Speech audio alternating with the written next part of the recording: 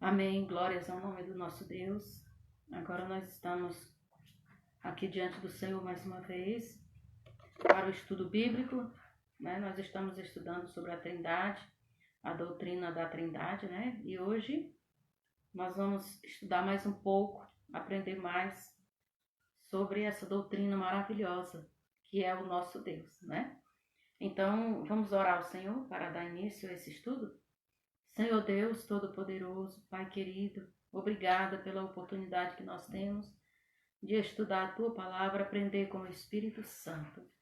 Que o Senhor toque em cada coração, em cada família, e que nós possamos juntos aprendermos a Tua Palavra para, alimentados, Pai, permanecer firmes na fé. Muito obrigada. Abençoe toda a igreja, abençoe o Teu povo na terra, abençoe a nossa cidade, abençoe o nosso país, os governantes. Que o Senhor derrame tuas bênçãos sobre cada um para que todos possam fazer o melhor pelo país. Nós te louvamos agradecidos, abençoando também todos os líderes espirituais para que possamos ser dignos da tua confiança e continuar fazendo a tua obra maravilhosa. Nós oramos, agradecemos e pedimos a completa direção para esse estudo. Em nome de Jesus Cristo. Amém. Glórias a Deus. Então vamos abrir a palavra de Deus em Filipenses 2, né? A carta de Paulo aos Filipenses, capítulo de número 2, do versículo 5 ao 11.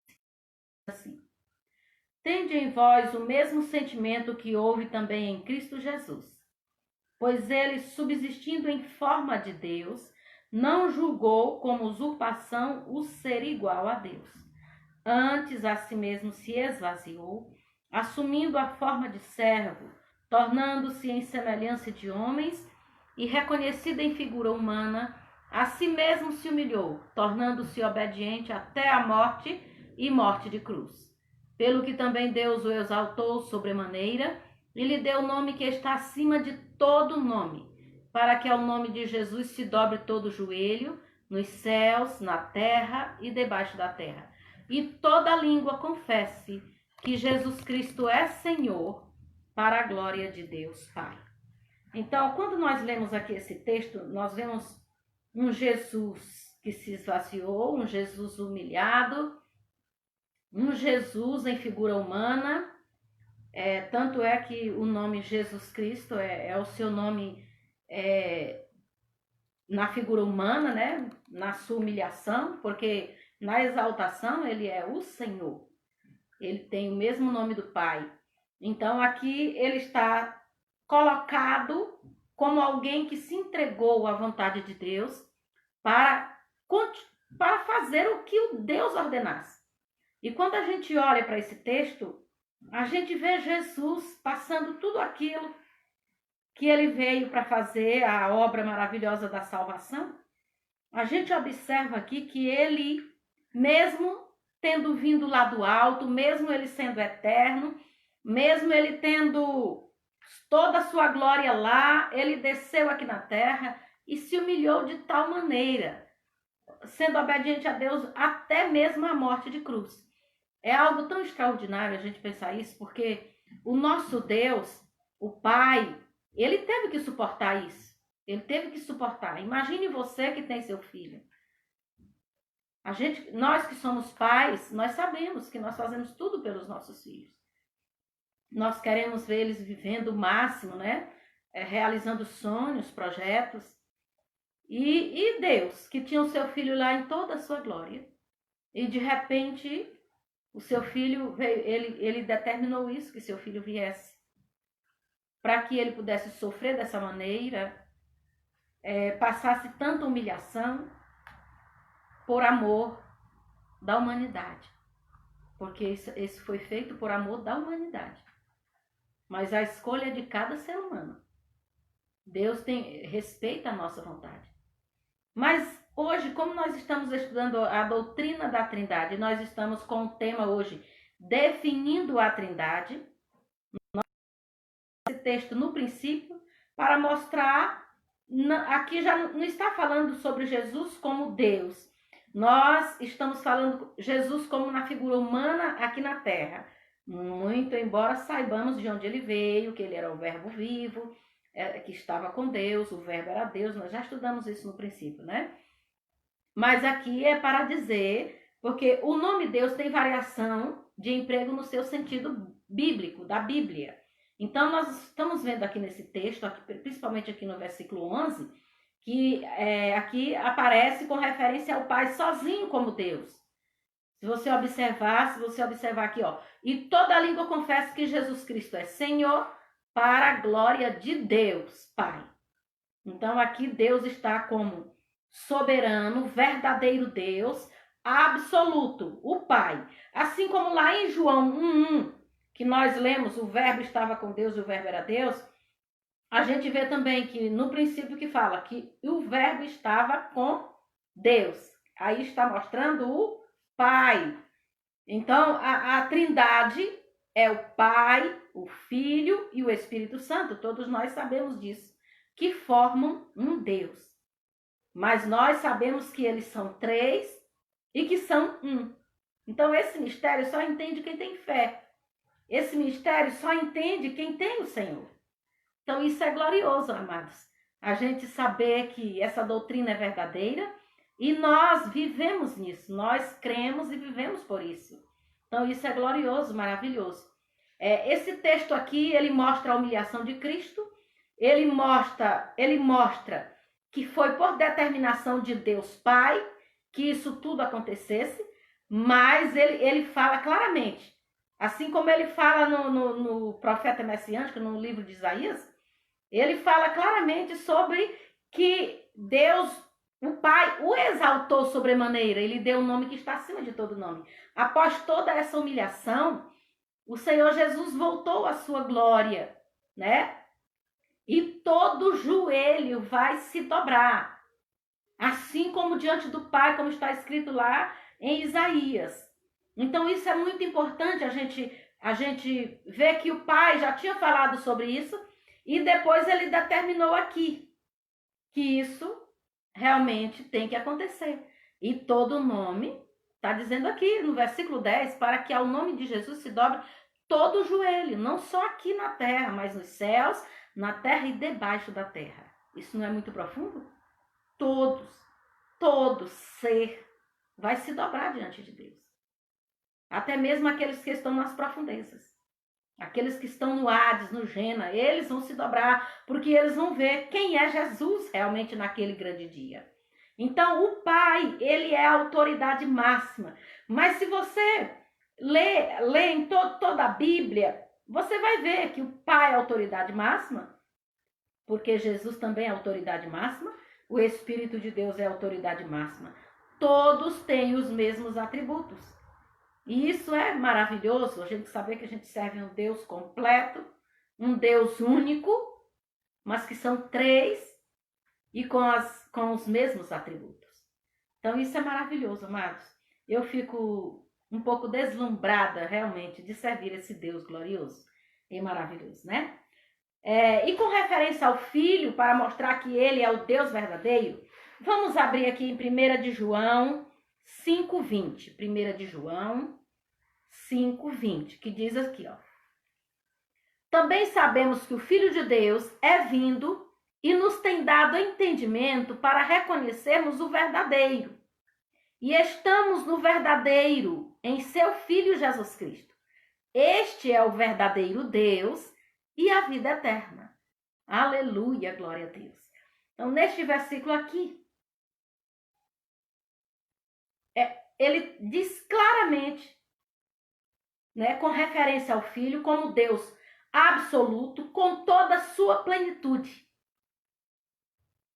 Né? Nós aprendemos no princípio, eu até citei Colossenses 2:9, que diz que porquanto nele habita corporalmente toda a plenitude da divindade. Isso significa que o Pai é completo, o Filho é completo. Ele realmente é Deus absoluto, Deus verdadeiro. E toda a divindade, a plenitude é pleno, não tem nenhuma brecha aí. Né? Está nele, habita nele. Então isso é muito lindo, amado. E na última parte lá também, como eu citei, que o Pai é Deus absoluto, Deus verdadeiro, pleno, né? Eu citei lá em João 1:1. Também na última parte desse versículo, que de João 1:1, que foi que nós estudamos na terça passada, diz, e o verbo era Deus. Ou seja, o verbo estava com Deus, Jesus estava com o Pai, e depois diz, ele era Deus. Então, ele sempre foi Deus. Jesus é eterno. Ele estava na eternidade, ele estava na criação. Ele estava presente em tudo, e tudo foi criado por ele e por meio dele. Porque essa é a vontade do Pai. Então, isso é tremendo demais para a nossa vida, né? Da mesma forma em relação ao Espírito Santo. Vamos ver aí Atos 5, de 3 a 4. Atos 5, de 3 a 4, que é aqui já em relação ao Espírito Santo. Que a gente sempre classifica, né? A primeira pessoa da Trindade, o Pai, a segunda pessoa da Trindade, o Filho, e a terceira pessoa da Trindade, o Espírito Santo. Isso é uma classificação, mas eles formam um só Deus com os mesmos atributos. Aqui diz o seguinte, no versículo 3 e 4 de Atos 5. Então disse Pedro, Ananias, por que encheu Satanás teu coração para que mentisses ao Espírito Santo, reservando parte do valor do campo? Conservando-o porventura não seria teu? E vendido não estaria em teu poder? Como, pois, assentaste no coração este desígnio? Não mentistes aos homens, mas a Deus. Você percebe aqui que Pedro estava chamando a atenção de Ananias. Vocês sabem da história de Ananias e Safira, toda a igreja conhece essa história, né? E ele estava chamando a atenção dele, dizendo como que você permitiu que Satanás enchesse o teu coração ao ponto de querer mentir a Deus. E ele falou, para que mentisses ao Espírito Santo. E aí depois ele diz, você não mentiu aos homens, você mentiu a Deus. Então o Espírito Santo, ele é verdadeiro e absoluto Deus. Então, uma segurança tão grande nisso, nós somos um povo tão abençoado, todo cristão é abençoado por saber quem é o Pai, o Filho, o Espírito Santo, que eles são eles formam um Deus, e que não existe deuses na terra para se comparar com o nosso Deus. Por que existem deuses na terra? Porque deuses na terra são levantados pelos homens. Os homens querem servir a deuses que eles podem ver, em que eles podem confiar, em que eles podem colocar a sua força, porque estão vendo ali na sua frente. São pessoas como Tomé, que precisou ver para crer. Só que nós sabemos que não precisamos disso. Quando Jesus veio, como nós lemos aí em Filipenses, e ele se esvaziou de si mesmo, significa que ele se despojou da sua glória e majestade, ele se despojou de tudo que ele tinha lá no céu, para vir à terra, para morrer pelos nossos pecados. Jesus fez isso por todos nós. Mas nós sabemos que o ser humano, ele precisa crer nisso para viver. Porque Jesus fez tudo isso para que a gente pudesse ter acesso ao Pai. Todos nós sabemos que naquela época só o sacerdote tinha acesso e o Espírito de Deus vinha sobre aquela pessoa que Deus ia usar e depois se retirava dela. E aí quando Deus queria usar alguém para ajudar o povo, o Espírito de Deus descia sobre aquela pessoa, sobre o profeta, sobre o sacerdote. Mas hoje, por causa dessa grandeza do nosso Deus, ele enviou o seu Filho para sofrer toda aquela humilhação, e aí depois o glorificou, o exaltou. Isso significa que nós precisamos aprender essa lição de vida. Que nós, como seres humanos, nós sofremos, muitas vezes somos rejeitados, sabe, amados? Eu sei que vocês passam por isso. Às vezes você vai conversar com alguém e você está com o seu coração cheio de amor de Cristo, você quer ver aquela pessoa bem, mas aquela pessoa te olha com um olhar fulminante, porque ela detesta quem está em você. Mas isso é uma prova de que o Deus verdadeiro, absoluto, habita em ti, que é o Espírito Santo. Habita em mim, habita em você. Porque toda pessoa que tem o Espírito Santo, não tem como ela não aborrecer aqueles que ainda não receberam o Espírito Santo. Ela vai aborrecer essas pessoas. Ela vai se tornar uma pessoa, muitas vezes,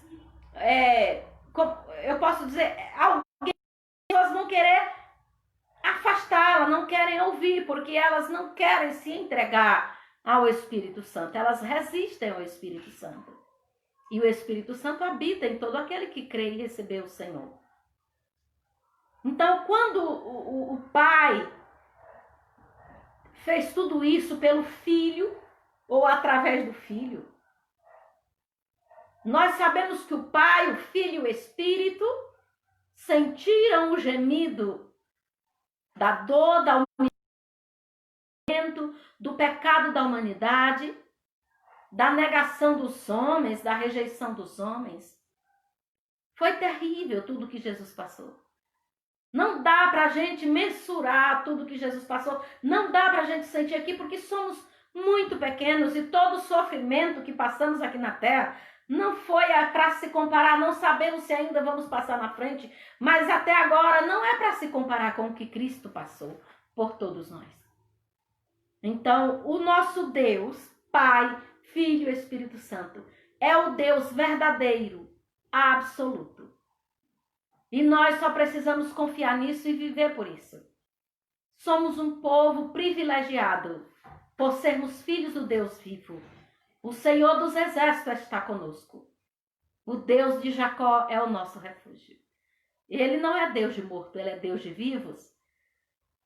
Porque se ele é o Deus de Isaac e de Jacó de geração em geração, significa que aqueles filhos de Deus morreram, mas estão com Cristo. Somente o corpo pereceu, mas o espírito, a alma estão com o Pai. E é isso que vai acontecer com cada um que crê no Senhor. Tem um lugar reservado na mansão celestial, ao lado do Senhor. Aleluia, glória a Deus. Então isso é extraordinário. Saber que o nosso Deus está presente em nossa vida através do seu Santo Espírito. E Deus está atento o tempo todo. Ele não dorme, ele não pisca os olhos. O Pai está sentado no seu trono no céu, mas ao seu lado direito está Cristo. E a Bíblia diz que ele é o mediador. Ele é o intercessor. A gente costuma muitas vezes fazer uma exegese bíblica, que eu já expliquei para a igreja, né? Que é quando a gente também quer interpretar da nossa maneira, entrar para dentro da história e falar como nós pensamos que é, né? Que não é errado a gente fazer isso desde que a gente não fira a palavra de Deus, né? Mas a gente imagina Cristo do lado do Pai, quando alguém aqui, um filho de Deus, erra, o Senhor, o Espírito Santo está aqui para ajudar, para convencer a pessoa do pecado, da justiça e do juízo. Mas o Pai, como autoridade, né, quer logo trazer a correção para que a pessoa se volte, né, imediatamente. E o Senhor diz: Pai, tem misericórdia. O Senhor Jesus diz: Pai, eu estive lá, Pai, eu estive na terra. Eu sei que a tentação lá é forte, lá não é fácil para se viver. Então, dê mais uma chance a essa pessoa.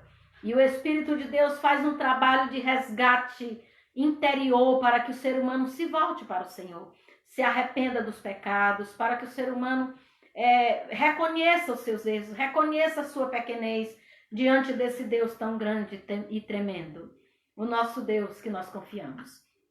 Nessa noite nós poderíamos falar muito mais, mas hoje eu compreendo que as pessoas correm muito embora é maravilhoso a gente ouvir a palavra de Deus, entender a palavra de Deus, viver a palavra de Deus. Mas tem muita gente que tem uma vida tão corrida, que muitas vezes se a pregação for muito grande, elas assistem um pouco e param. e elas perdem muitas vezes a essência daquela pregação. Por isso, nos estudos bíblicos, eu prefiro fazer um estudo de pedacinho em pedacinho, para que você possa também, em casa, tomar esses textos que eu passei para vocês e estudarem mais, né? Nós estudamos, começamos aqui em Filipenses 2, do 5 ao 11, né? Depois nós falamos de João 1, versículo 1. Vemos também 1 de João 5:20, que é muito importante, porque é tremendo, né? Esse versículo que diz: também sabemos que o Filho de Deus é vindo e nos tem dado entendimento para reconhecermos o verdadeiro. E estamos no verdadeiro, em seu Filho, Jesus Cristo. Este é o verdadeiro Deus e a vida eterna. É lindo demais, não é, amados, esses versículos? Então aqui Jesus aparece como Deus verdadeiro e absoluto, com toda a sua plenitude. Então eu quero que vocês leiam esses textos em casa, mais uma vez, e entendam. Ele também fala aqui que dessa plenitude da divindade em Cristo, em Colossenses 2:9, né, para você gravar. E também da mesma forma com relação ao Espírito Santo, que está lá em Atos 5, 3 e 4, quando Pedro diz naquele texto que ele diz: olha, você, Ananias, você não mentiu aos homens, você mentiu a Deus, porque você mentiu ao Espírito Santo, você mentiu a Deus. Então aí nós vemos a Trindade, é coisa maravilhosa, aleluia, glória a Deus.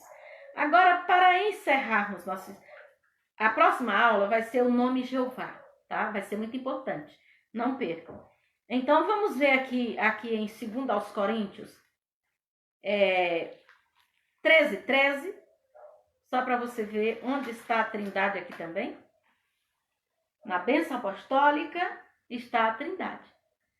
A graça do Senhor Jesus Cristo e o amor de Deus e a comunhão do Espírito Santo sejam com todos vós. Está aqui em 2 aos Coríntios 13, versículo 13. Então, na bênção apostólica, nós temos a Trindade em operação na nossa vida.